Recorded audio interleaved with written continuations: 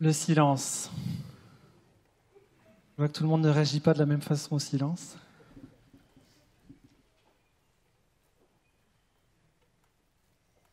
Alors voilà, étrange début de keynote, par un grand silence. Ça va Aurélien?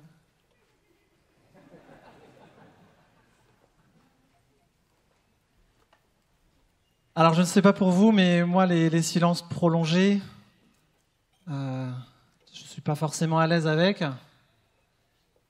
Du coup j'ai décidé de prendre la parole. Remarquez, c'était plus facile pour moi que pour vous de prendre la parole. Déjà j'ai un micro. Et puis je savais que j'étais autorisé à le faire.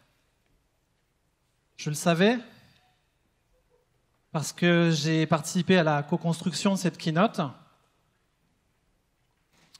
en tant qu'organisateur.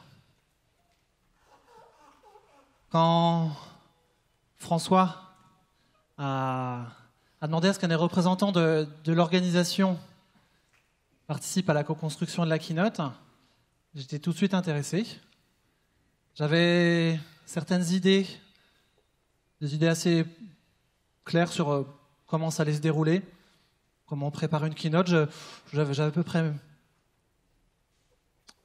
Et puis, en fait, cette préparation, ça ne s'est pas passé comme je l'imaginais, avec ces 4 étranges personnages que vous avez là, devant vous. Par exemple, avec François, qui pour moi était une des têtes d'affiche de cette édition. Lors du premier échange avec François, rapidement, il me dit, moi, sur cette keynote, ça m'irait très bien, en fait, si je ne parlais pas du tout. Ok. Du coup, moi, en tant qu'orga, bon, on va voir. On continue les échanges. Et puis, au bout d'un moment, je sens que ça va être un petit peu décalé, un petit peu différent, voire très, très différent. Et du coup, je demande à François, est-ce que le public sera prêt pour ça? Est-ce que ça va lui plaire? Et François me dit, moi, je ne souhaite pas porter sur mes épaules l'expérience agréable des autres. Ok. Et puis en fait, c'était François, mais après j'ai découvert les autres. Pas mal non plus, vous verrez. Donc j'ai vécu comme un espèce de choc culturel, il faut le dire, franco-québécois. Là, j'ai parlé de François, j'ai dit ces phrases, mais vous verrez, il ne parle pas tout à fait comme ça. Je vous ai épargné mon accent québécois, de piètre qualité. Et donc, en fait, ces échanges m'ont fortement perturbé et j'ai fini par me dire, est-ce que c'est eux qui sont différents ou est-ce que c'est pas moi plutôt qui suis un peu différent parce que je ne pensais pas qu'on... vous verrez. Et au final, pour moi, ça a vraiment été, ce choc culturel, ça a vraiment été très enrichissant. Même si je suis toujours perturbé au fond de moi parce que, je dois vous l'avouer, nous n'avons ni plan, ni intro, ni support, ni conclusion pour cette keynote. Tout au mieux, nous avons une intention. Et moi, par rapport à ça, j'ai envie d'être OK, mais je demeure toujours dans l'incertitude. Qu'est-ce qui va se passer sur cette keynote? Je n'ai pas de certitude, mais j'ai envie de leur faire confiance. J'ai envie de vous faire confiance, parce que maintenant, je vous rends la parole et le pouvoir qui va avec. Qu'allez-vous faire de ce privilège et de cette responsabilité?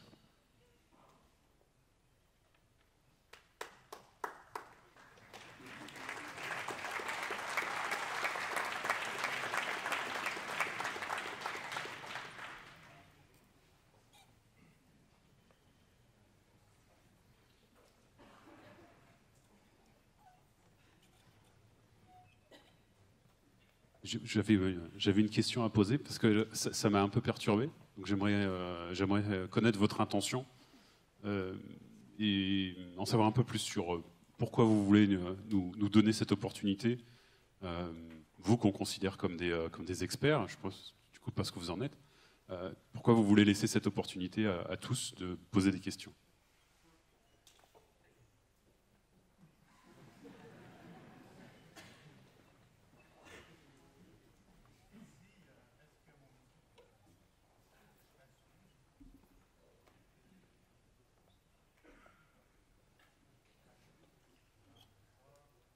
3, ça fonctionne.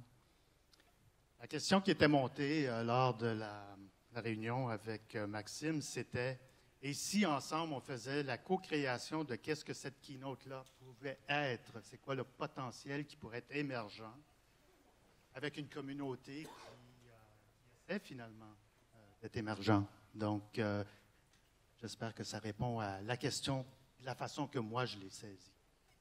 Ça va? OK.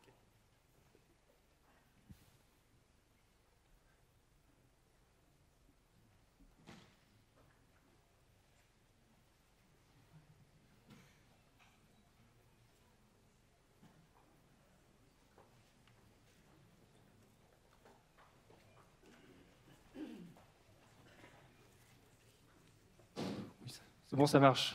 Je voulais profiter de cet espace pour partager ce qui a fait qu'un jour je me suis dit je vais aller vers l'agilité. Je vais essayer de faire court pour que tout le monde ait un temps de parole. À un moment dans ma vie, je me suis dit quelles sont pour moi les valeurs? Qu'est-ce qui est important pour moi? Si demain je dois mourir, c'est un exemple un exercice que je me suis donné. Demain je meurs, qu'est-ce que je veux par rapport à mes enfants, mes collègues, mes parents, mes amis? Et je me suis dit, pour moi, il y a des valeurs qui sont vraiment importantes. J'ai essayé de toucher à ça. Je me suis dit, ce qui est vraiment important pour moi, c'est de pouvoir être dans le partage, de pouvoir accueillir l'autre dans ce qu'il est, dans la différence, d'être dans la capacité de l'écouter, de ne pas toujours vouloir dire, en particulier pour mes enfants, qui sont, en tout cas, moi je les considère comme ça, finalement comme mes parents, parce qu'en fait, ils m'enseignent plein de choses, ils sont nature, ils ne sont pas dans des projections de certaines choses, etc. etc. Et donc, ce qui m'animait vraiment, c'était de me dire, voilà, j'aimerais avoir un espace qui me permette d'écouter l'autre, d'apprendre de nouvelles choses, d'être dans la découverte, de partager, d'entraider, de travailler ensemble, d'avoir du plaisir à le faire. Et je me suis dit, ben oui, mais je fais ça à côté, j'ai des activités, je fais de la communication non violente, je fais plein de choses. Oui, ben, peut-être, mais tous les jours, je passe 8 heures au boulot quand même. Et en fait, ce qui m'a donné envie, c'était ça. Pourquoi? Parce que dans l'agilité, quand j'ai compris que ce n'était pas un gros système avec plein de règles, c'est des valeurs, des principes, et à partir du moment où je respecte ces valeurs, ces principes, ben, je suis agile. Et donc du coup, je me suis servi de cette porte pour pouvoir me dire, ben voilà, dans la vie de tous les jours, j'ai aussi envie d'avoir plaisir, et j'ai aussi envie de défendre mes valeurs, et je pense que individuellement, je peux le faire, je ne peux pas le faire pour les autres, mais si je le fais avec plaisir, peut-être que ça donnera envie à d'autres. Voilà, merci.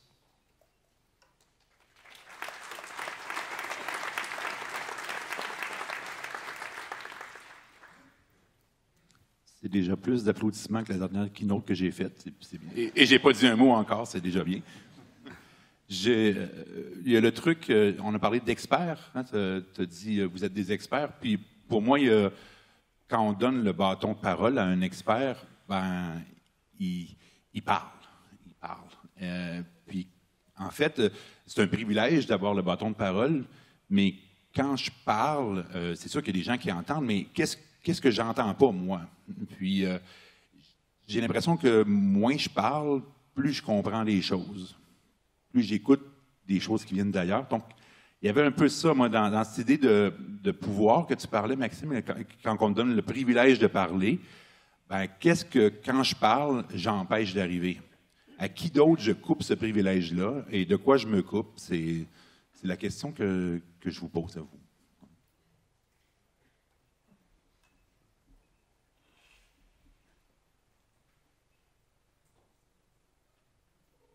Bonjour et merci de nous laisser la parole. Moi, je vois que vous avez fait du chemin pour venir ici. Je suis très curieux de savoir quand même aussi qui vous êtes.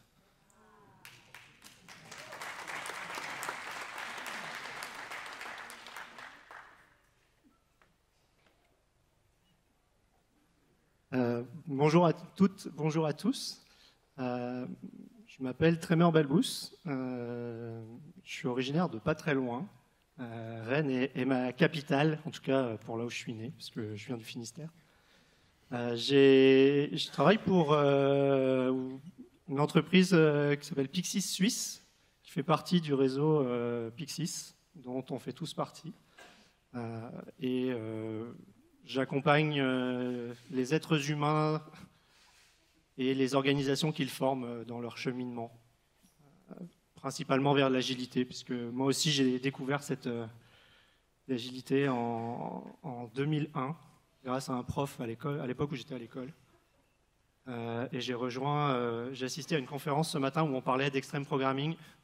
Et j'ai rejoint le groupe XP à Paris très tôt, où j'ai rencontré Laurent Bossavi, par exemple, et d'autres. Donc voilà qui je suis, puis je vais présenter les... Est-ce que pareil avec le nom Christian?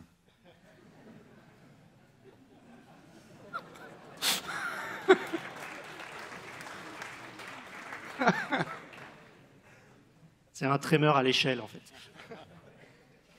Je veux rien dire de plus. Moi, je suis assis ici aujourd'hui. C'est quasiment comme un miracle parce que ma vie a été une série d'accidents. C'est sûr que j'avais un impact là-dessus, mais j'ai rien à faire avec l'agilité. Avec François, on avait la même curiosité de qu'est-ce que ça a l'air, une organisation qui est vraiment auto-organisée, distribuée et scalable sans que ça devienne des pouvoirs plus subtils, donc de plus en plus subtils. Et dans ma carrière, à travailler dans plusieurs organisations, je me suis aperçu que c'est le cas. Donc on peut dire qu'il n'y en a pas de pouvoir centralisé, si tu veux, mais mon expérience était que les pouvoirs, ils deviennent toujours de plus en plus subtils, non dits, cachés, pas nécessairement explicités. Donc, j'ai passé plusieurs années à étudier plusieurs modèles, dont des systèmes humains, la complexité. Donc, qu'est-ce que quand on dit la complexité, ça comprend des systèmes humains. Et très rapidement, c'est que je me suis trouvé une place d'humilité pour dire, mon Dieu, vraiment, il faut que je m'ouvre à désapprendre ce que je sais pour vraiment voir ce qui est là. Et c'est ce qui m'amène ici, et c'est ce qui m'amène à être avec vous sans avoir peur, si tu veux.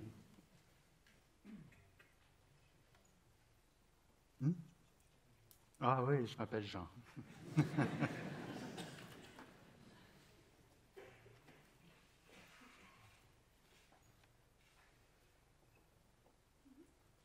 Moi, vous le savez, je m'appelle François.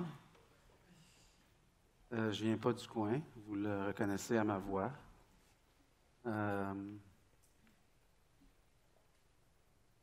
Le papa de deux magnifiques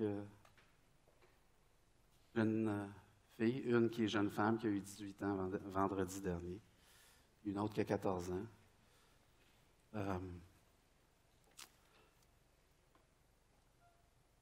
Un jour, je me suis dit, je suis le seul formateur Scrum francophone en 2003. Puis j'ai eu un contact avec un dénommé Laurent Bossavi, qui j'ai eu le grand plaisir de savoir qu'il était ici ce matin. Je me suis dit, je vais faire une formation à Paris. Il devrait bien y avoir au moins une personne ou deux, ça va me permettre au moins de payer mon billet d'avion. Finalement, il y avait une bonne dizaine de personnes. Et puis, d'année en année, je me suis fait de plus en plus d'amis de ce côté de l'Atlantique. Donc, j'ai pu traverser l'Atlantique régulièrement pour venir partager ma passion, découvrir des personnes extraordinaires et explorer ensemble qu'est-ce que ça veut dire des organisations où le pouvoir est distribué de façon fluide et dynamique. Et donc, quand on m'a invité à faire la conférence ici, pour les 10 ans, qui est une année de célébration. Donc, on va s'inviter aussi à la célébration. J'étais ravi, en fait, de venir. Et comme l'a dit Maxime, je n'avais pas envie de dire grand-chose, en fait. J'avais plus envie d'être présent et puis être dans un échange avec les gens qui seraient ici. Donc, je suis là pour me découvrir en vous découvrant.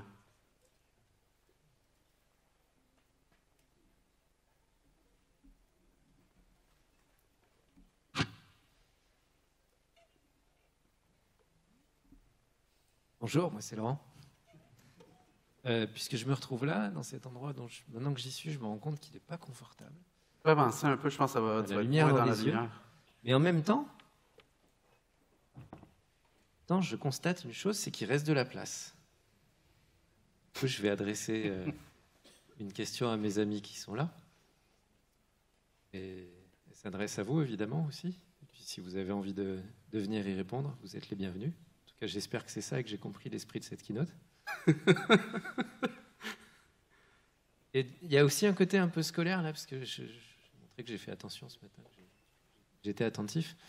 Et on parlait de choses qui nous ramènent à longtemps, au début d'Extreme Programming, au début de l'agilité, au début de l'Agile Tour Rennes.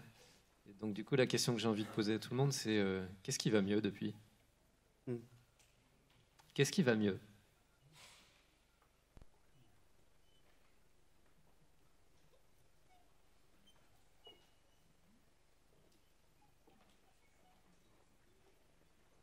Ceux qui ont toujours rêvé de faire une keynote, c'est votre chance. Je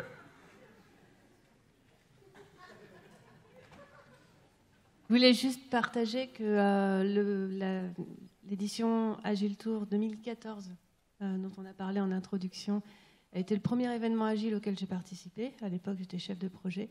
Et ça a été une véritable prise de conscience en disant je ne pourrais plus jamais en fait, travailler de la même manière. Et qu'est-ce que ça a changé ? C'est qu'aujourd'hui, je prends vraiment beaucoup plus de plaisir au travail.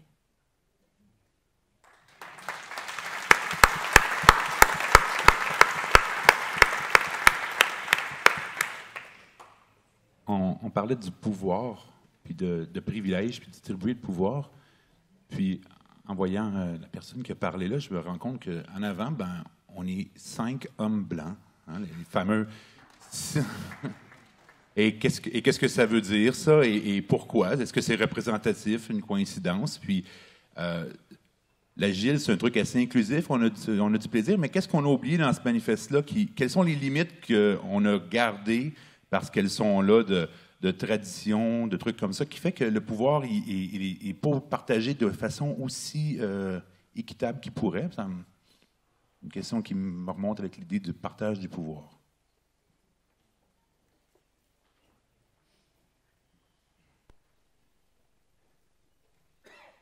Bonjour et merci d'avoir fait ce chemin. Je suis là. Ah, désolé. Mais du coup, ça veut dire que c'est vous qui avez le pouvoir en étant là, alors? C'est ça votre question? Vous disiez, on a le pouvoir donc parce qu'on est là? Est-ce que tout le monde pourrait lever la main, s'il vous plaît? Merci. Ouais.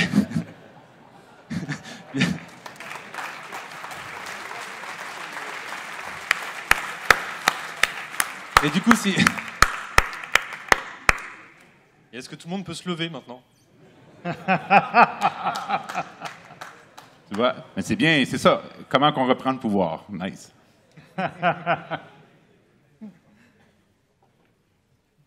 Bonjour tout le monde. Ah oui, il y a plein de gens. Du coup, je voulais répondre à 2 questions qu'a posées Christian. La première, je relis mes notes, sinon je suis perdue. De quoi on se coupe quand on parle, et ça m'a fait réfléchir à quelque chose.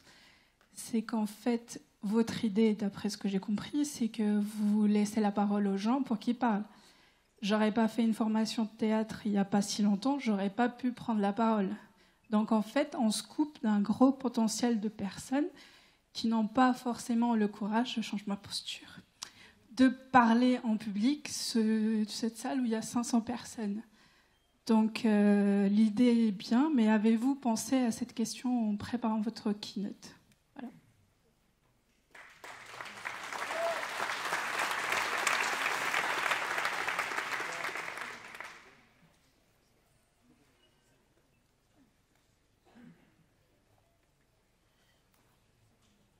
Merci beaucoup. Donc Florence, je dis mon prénom, c'est normal, vous êtes présentée. J'avais la même interrogation par rapport aux femmes, parce que j'étais là, tiens, je vais y aller, mais j'ose pas trop. Bah non, comme, je sais pas. Ouais, dans la lumière. Bon, j'ai fait 6 ans de théâtre, alors c'est peut-être pour ça que je peux y aller. Je vais rester modeste par rapport, voilà. Donc, malgré tout, après 6 ans, le théâtre, faut quand même, c'est impressionnant. Oui, je voulais dire, la femme. Donc voilà, j'y suis. Bonjour à tous et à toutes. Voilà, sacré challenge. J'ai une collègue avec moi, elle va rigoler toute sa vie là. En tout cas, moi, je vais en rigoler. Donc tout ça pour dire, je voulais répondre aux questions. En fait, vous avez posé des questions. Puis du coup, moi, j'aimerais bien que ça fuse un peu et qu'on continue qu'il y ait des questions, que ça rebondisse. Donc pourquoi ? Parce qu'en fait, c'est créatif. On avance, ça devient intelligible pour tout le monde. Il y a un sens, il y a un engagement. Enfin, moi, je trouve que c'est ça le truc. Je pense que vous aussi, tous ici, enfin peut-être pas, mais moi, j'ai partagé de l'associatif. Et l'agilité, il y en a dans l'associatif. En fait, on est dans l'apprentissage, on se rencontre, on partage, chacun confronte les idées, et du coup, on avance. Voilà, c'est ça. Après, ça ne veut pas dire qu'en associatif, il n'y a pas des blocages. Je l'ai vécu aussi. Hein. Voilà. Après, j'arrête de parler, mais c'était juste pour dire que ça serait bien de pouvoir répondre aux questions. Donc voilà, moi, mon idée, ça apporte du créatif. On avance en intelligence tous ensemble. C'est pas qu'une théorie, c'est vrai, ça marche. Voilà. Oui, c'est un plus dans la vie et au plaisir, fait avoir du plaisir aussi au travail, avec le sourire. Voilà, ça change tout. J'ai un oncle qui est canadien aussi, donc peut-être qu'il m'a transmis un truc, je sais pas. Voilà.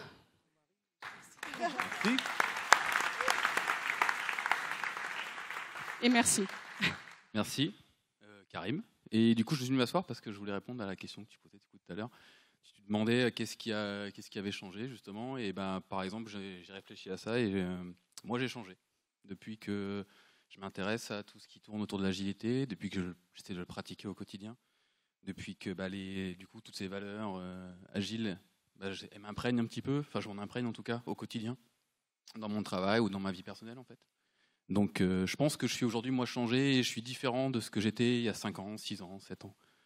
Et c'est déjà, je trouve, un début. J'ai l'impression que le fait qu'aujourd'hui on soit si nombreux, ça montre aussi que ça intéresse les gens et que les gens ont conscience qu'il y a des choses qui changent et qu'on fait évoluer, en fait.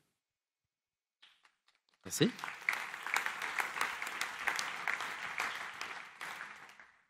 Si je peux juste ajouter, ce que ça apporte, nous on est un petit groupe ici de plusieurs et ça fait 5 ans qu'on vit un peu plus l'agilité. On a nommé notre modèle Grandir.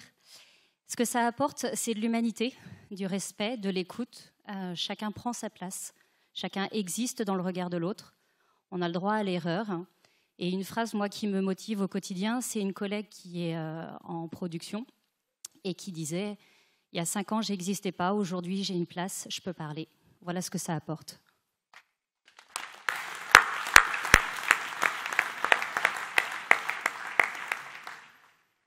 Alors, je suis là. Peut-être prendre une autre part de minorité aussi, ce qui est bien aussi. Mais je vais reposer une autre question. On parle de changement sur les ans chez nous avec notre culture. Tout à l'heure, avec Stéphane, on parlait beaucoup de biais avec la culture. C'est aussi quelle différence il y a entre la maturité qu'on a aujourd'hui, l'évolution, et par rapport à d'autres pays ou d'autres cultures, par exemple outre-Atlantique. Est-ce qu'il y a des différences flagrantes ? Est-ce que on voit beaucoup de frameworks qui nous arrivent et inversement. Voilà. J'aimerais savoir ce qui se passe ailleurs qu'en France, puisque voilà, je sais un peu ce qui se passe ici.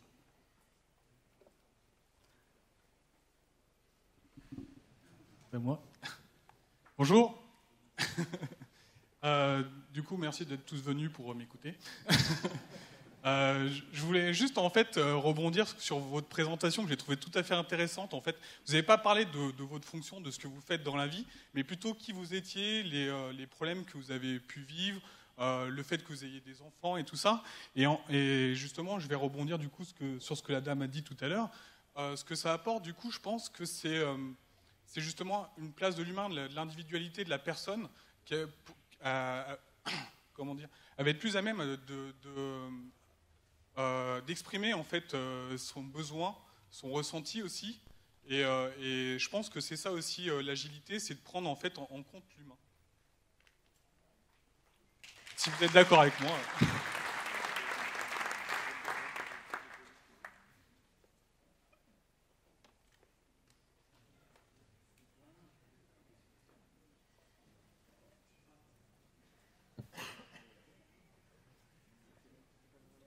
derrière cet aspect d'humain que j'aime beaucoup. J'ai assisté ce matin à la conférence sur l'anarchie avec Olivier et Fabien, je crois, si ma mémoire est bonne, c'est parfois défaillante. J'ai beaucoup aimé deux choses dans la conférence. Le côté, l'aspect du courage et puis de prendre l'initiative, cet aspect du leadership. J'ai aussi beaucoup aimé l'aspect de reprendre responsabilité de ce qui se passe.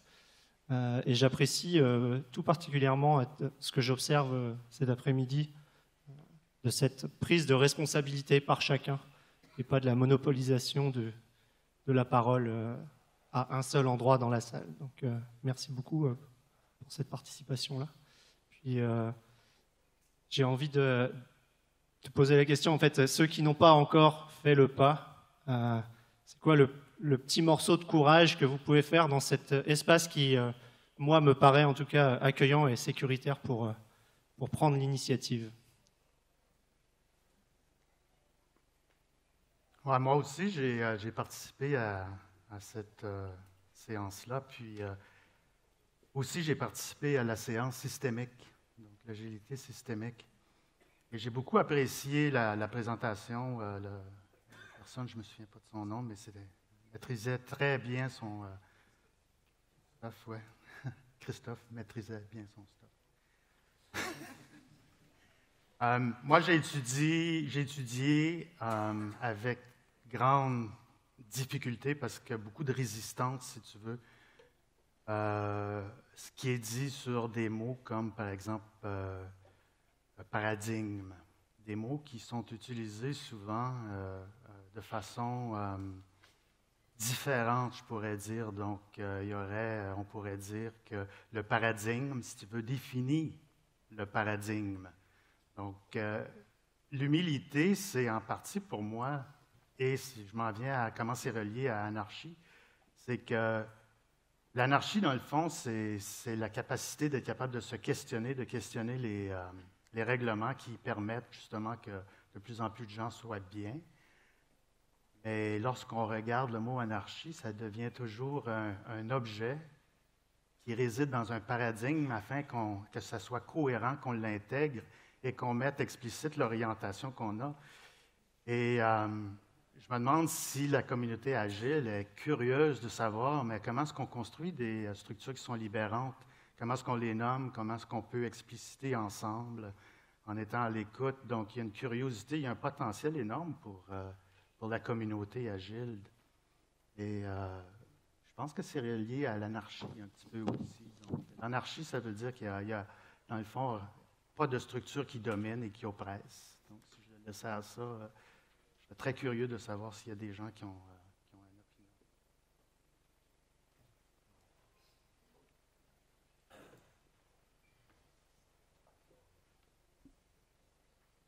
Donc, bonjour à tous.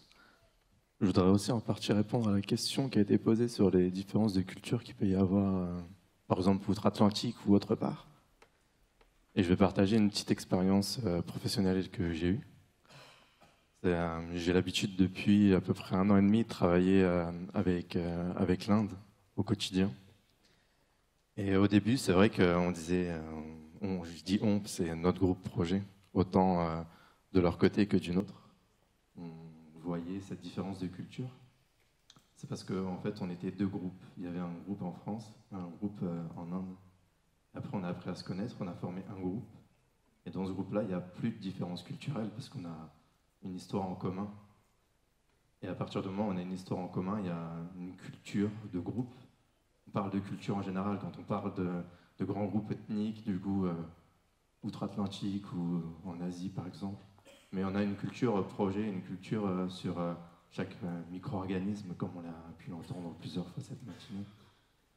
Et du coup, à l'heure actuelle, effectivement, en Inde, ils ont des fêtes que nous, on n'a pas. Et ça fait partie de leur culture et pas forcément de notre culture en commun. Nous, on a des fêtes qu'ils n'ont pas, c'est notre culture et c'est pas forcément la leur.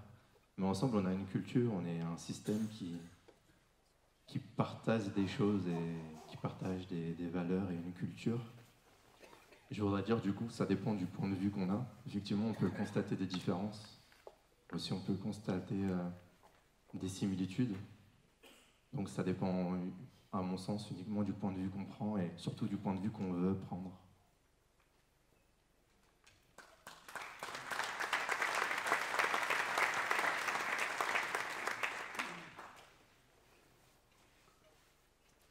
Prendre le temps de bâtir un langage commun. C'est ce que j'ai compris de l'histoire qu'il y avait là. Je pense que c'est ça qu'il faut faire. On a trop tendance à vouloir aller rapidement.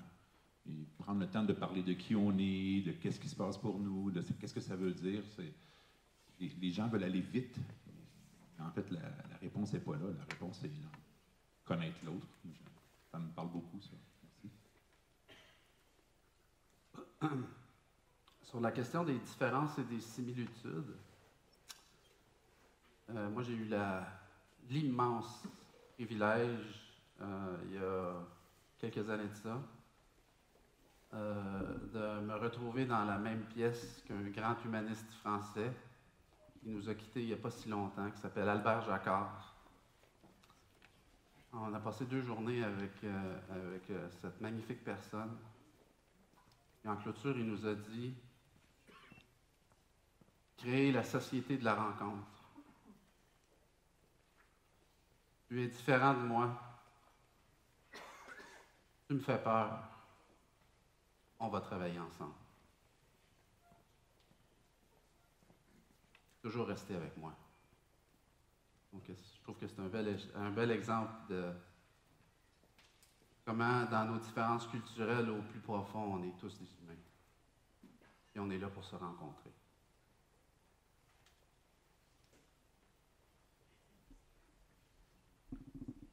Peut-être.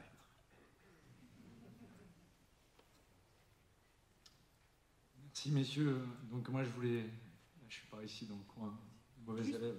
Voilà, juste, je vais me permettre, en fait, comme je me retrouve à timeboxer à peu près 500 personnes, voilà, il va nous rester 10 minutes. Merci.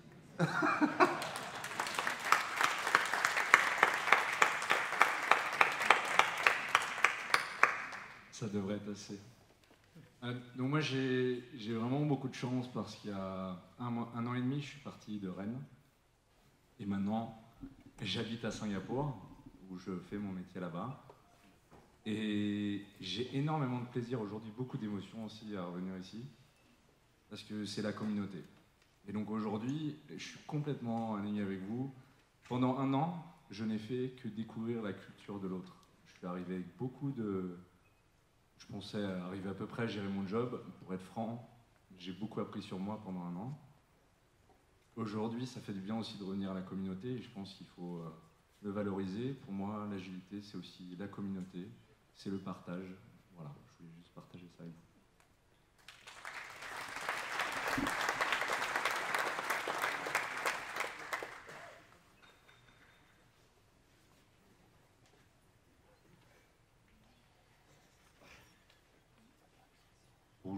Bonjour tout le monde.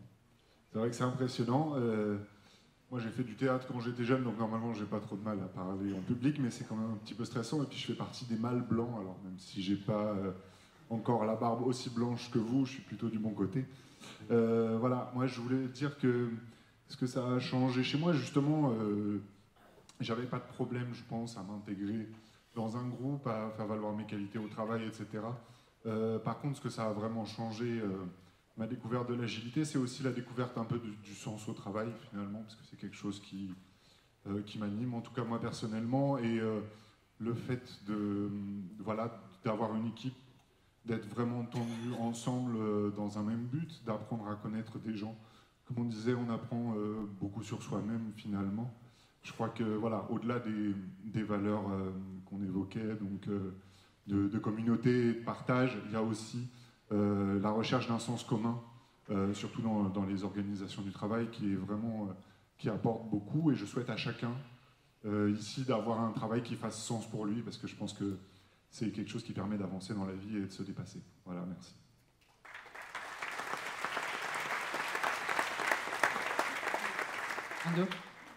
Et bonjour. En fait, c'est pour rebondir sur la question ce qui va mieux. Donc, je vais parler de mon expérience personnelle. En fait, je suis venu en France il y a à peu près 3 ans Et du coup, pour moi, c'était vraiment nouveau. Donc, je posais beaucoup de questions par rapport à comment s'intégrer, comment travailler, ça change beaucoup de choses. Et en fait, c'est pour dire que travailler dans une entreprise qui est en agilité depuis 2011 et qui met en valeur vraiment l'aspect humain, donc ça facilite vraiment l'intégration, et ça se voit vraiment dans les rations, dans la productivité. Ça crée une certaine confiance mutuelle entre collègues, et cette confiance, en fait, ça se transmet même en dehors de l'entreprise. Ça facilite l'intégration dans la communauté, dans la société, et c'est vraiment, donc ça, pour les nouveaux, c'est très important de travailler en agilité et de mettre en valeur l'humain vraiment dans l'entreprise. Voilà, merci.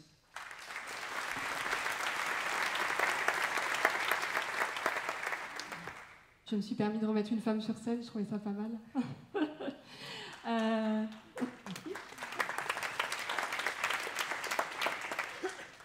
En plus, je fais un atelier après, donc après ça, je serai plus stressée devant les 25 personnes qui vont venir.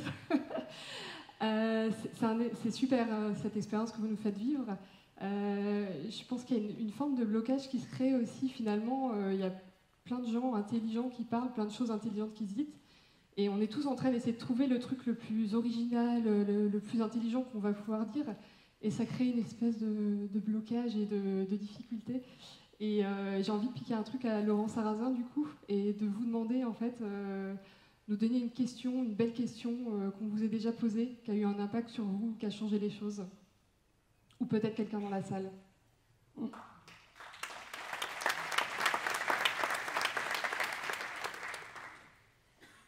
Moi, je ne vais pas répondre tout de suite à la question, mais je voulais juste partager quelque chose. Qu'est-ce que ça a changé? Moi, je travaille dans une entreprise traditionnelle. Il y a 5 ans, quand on parlait d'agilité, ça semblait impossible en fait, chez nous. Et en fait, je voulais dire que les événements comme ça, pour moi, c'est comme des boosters. Donc, j'y vais régulièrement parce que quand on a des murs, en fait, on vient ici et les murs, ils s'effondrent après parce qu'on vient chercher... la communauté permet d'avancer là-dedans. Voilà.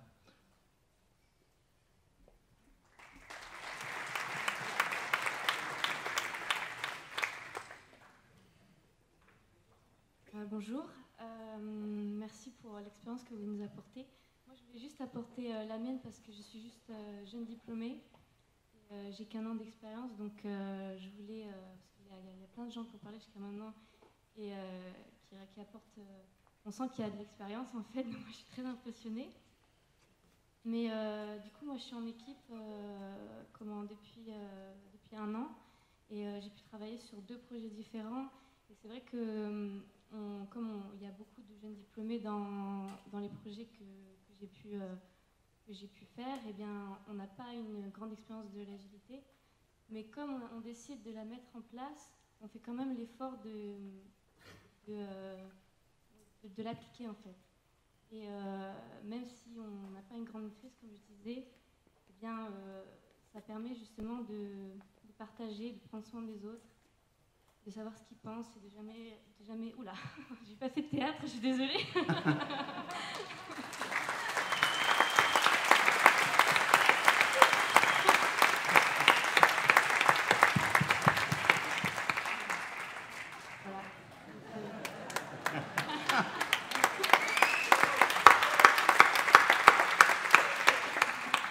Moi, je termine vite. Mais c'était pour dire voilà, que en tant que jeune expérimenté dans l'agilité, oui, on essaie de l'appliquer. On ne l'applique pas à la perfection, mais ça nous apporte beaucoup et ça nous force quand même à nous écouter, à partager et ne pas trop partir dans l'anarchie, comme vous disiez. Je ne sais plus qui disait. Voilà, donc c'est un point de vue un peu frais par rapport à la plupart d'entre vous, mais...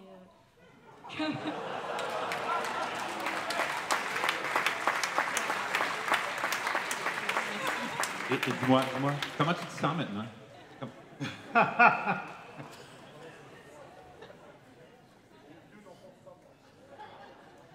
Bon, maintenant que je suis montée sur scène, il faut bien que je m'y colle. Et comme la demoiselle qui vient de passer, qui tremblait tout autant que moi, je fais partie des newbies de l'agilité. je connais pas tout le vocabulaire, les méthodes. Ce que je sais, c'est qu'il y a des belles personnes qui me drivent là-dessus chaque jour.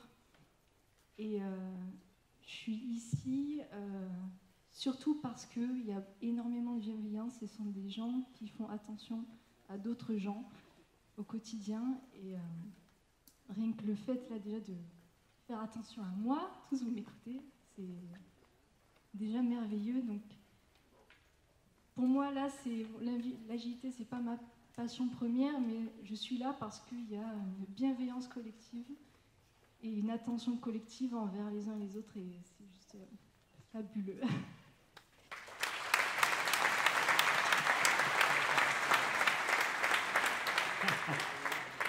Alors moi, je suis venue sur la fin de cette conférence parce qu'en fait, je voulais faire la parité. Moins de 40 ans, une femme, et elle est partie, la troisième personne, donc du coup, bah, on est en infériorité. Pour moi, l'agilité, ça a été un peu une...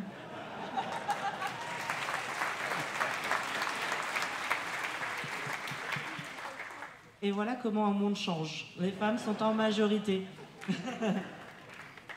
Et en fait, c'est un peu ça l'agilité, c'est que quand on la met en application, notamment dans l'entreprise ou dans notre vie, eh bien quelque part le monde change.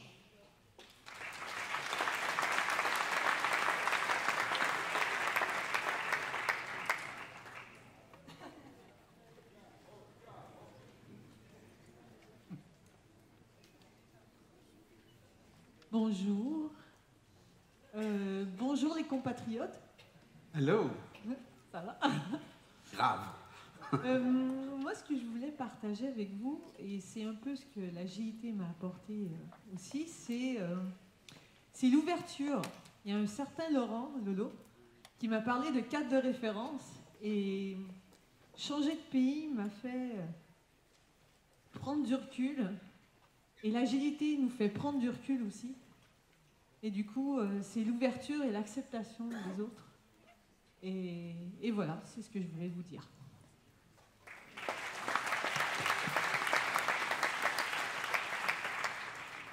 Bon, là maintenant, on est une majorité de femmes. Donc moi, j'ai connu l'agilité à une période de ma vie où je voulais voir un petit peu plus loin que le lean manufacturing. Alors, je ne sais pas combien de personnes font partie de l'industrie manufacturière ici. J'ai l'impression qu'on est en minorité. Ce que m'a appris l'agilité, c'est savoir mieux écouter. Pas seulement savoir écouter, mais mieux écouter. Et justement, en tirer une bonne expérience et pouvoir déléguer des tâches à des personnes à qui on n'aurait jamais délégué ces tâches. Donc, en tant que cadre dirigeante, il y a des tâches que je délègue à des opérateurs, ce qui peut choquer certaines personnes, mais qui se révèle très efficace. Donc c'est ce que m'a apporté l'agilité. Et je suis ici parce que, effectivement, venant de l'industrie manufacturière, rencontrant des gens qui n'en font pas partie, ça permet de partager des expériences et de voir que les méthodes sont toutes les mêmes, quel que soit le domaine dans lequel on travaille.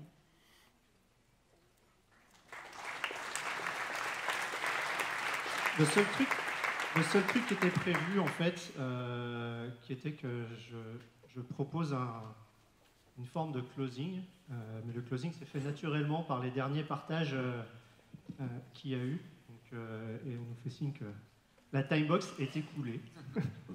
Donc je vais, en quelques secondes, vous dire à quel point je suis reconnaissant et ému de l'énergie et de l'accueil que vous vous êtes fait et que vous nous avez fait, à nous au sens tous ensemble ici. Donc merci beaucoup pour cette 45-50 minutes que nous avons passées ensemble. Merci beaucoup.